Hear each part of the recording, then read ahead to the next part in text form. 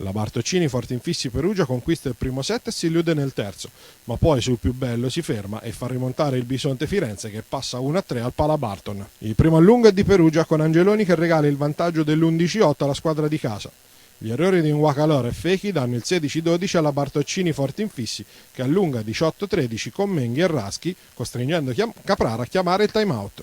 Il Bisonte recupera con Alberti e con un muro di Miobertolo 21-19, questa volta è Bovari a fermare il gioco. Le magliette nere scappano 24-19 con due muri e Montibeller, così il coach chiama un'altra volta il minuto. Al ritorno in campo la brasiliana suggella il 25-19 per la squadra di casa e finisce così il primo set. L'avvio del secondo è per le ospiti che si portano 1-5 con un muro su Ksencevic, costringendo Bovari a chiamare subito il primo timeout. De Michelis dà il cambio a Raschi e alla ripresa del gioco ancora un muro di Firenze a fare la differenza. Dalderop confeziona il vantaggio esterno dell'1-8 che diventa 4-13 con un muro su Montibeller. Nuovamente Perugia chiama il timeout ma continua il dominio del Bisonte 4-15 e Lasic perde il posto per Ksencevic.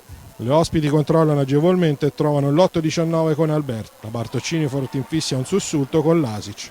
Caprara allora non vuole correre rischi e chiede la sospensione sul 14-22. Montibeller e Angeloni danno il proprio contributo, ma ancora il muro di Firenze stoppa gli attacchi di Perugia e rimonta sul 16-23. Montibeller e Angeloni danno il proprio contributo, ma ancora il muro di Firenze stoppa la rimonta perugina sul 16-23.